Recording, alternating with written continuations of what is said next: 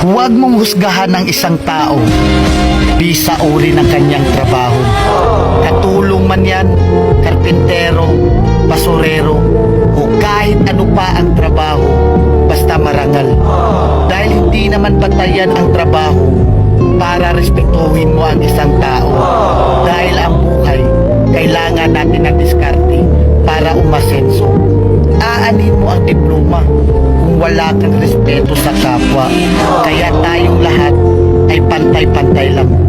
Tayong lahat ay may karapatang tratuhin ng tama kahit walang pinag-aralan.